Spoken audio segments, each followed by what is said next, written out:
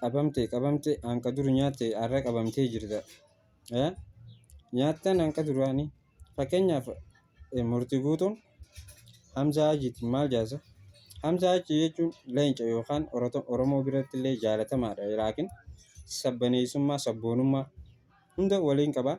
Laakiin murtii guutuu waa'ee kanarratti osoo dho'isinuu ablee waan ifin qallu baasnee itti lukuun osoo aanu waan ifin qaltu baastee jette Oromoon.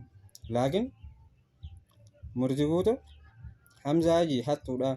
Hamzaa Hajii maallaqa doolaara kuma hanqana nyaate jee miidiyaa kanarraa mataa nu dugugsin.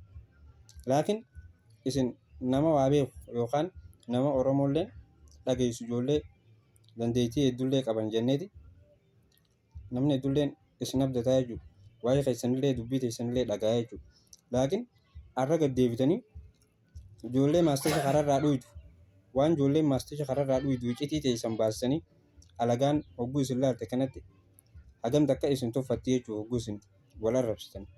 Laakiin wanni akkanaa safuudha. Oromoo biratti illee safuu gurguddoodha jechuudha. Alagaa biratti illee tuffii uumtii jechuudha. Laakiin wanni akkanaa ta'uu isin qabu dubbatamuu isin qabu. Laakiin Hamzaanis Oromoodha atis Oromoodha. Laakiin abalu kana abalu akkasii bakka iccitii teessan. Laakiin waan tokko qaba jechuudha.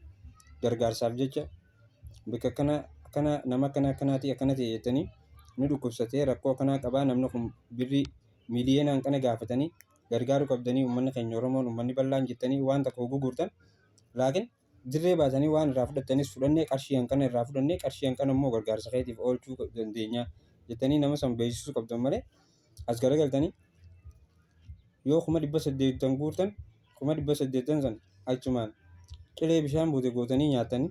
Laakiin kophee saa dura uffattan saa booda osoo hin uffanne itti jijjiirrachuun haraamiis guyyaa qiyaamaatillee irraa gaafatamta waan akkanaa kanarraa jechuudha. Laakiin dhukkubsataan rabbiin dhukkubse kun rabbiin isa dhukkubse atillee si dhukkubsuu danda'a. Laakiin waan akkanaa hedduu takka ofirraa eeguu qabdanii jechuudha. Karuma gabaabattu.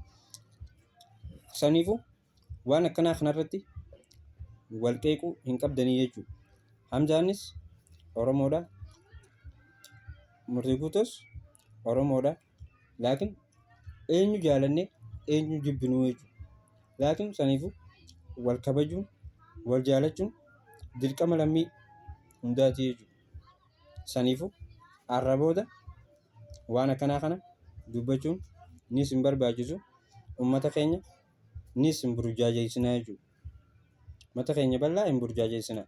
Laakiin rakkoon takka yoo dhufte waan takka kan namni dubbii isaanii dhagahu kalallabee rakkoo uummata keenyaatillee furuu danda'u. Mootummaa biratti illee akka dhagahamtii qabu ka godhuu danda'u. Eenyu ijji mataan isinii jechuudha. Warreen beekumtii muuxannoo qabdan kana. Laakiin hogguu isin karaa kanaan as deebitanii akka waraabeessatti ham waliin jettan miidiyaa irratti waan hin taane bakka beekumtii barbaadaaf yookaan geema hin taphatina uummata keenya irratti bakka haruma gabaabattu.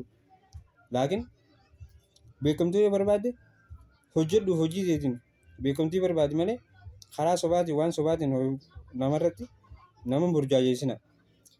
Kanaafuu isin lachuu bakka har'a booda waan kana dhiisuu qabdanii oomfii walii godhuu qabdanii ijji teenya gurra keenya karaa tokko deemnee waan tokko hojjennee waan tokko dubbachuudha jechuudha. Saniifuu dhiifamaa jechuudha karaa kiyyaan illee yoo waan malee dubbadhe.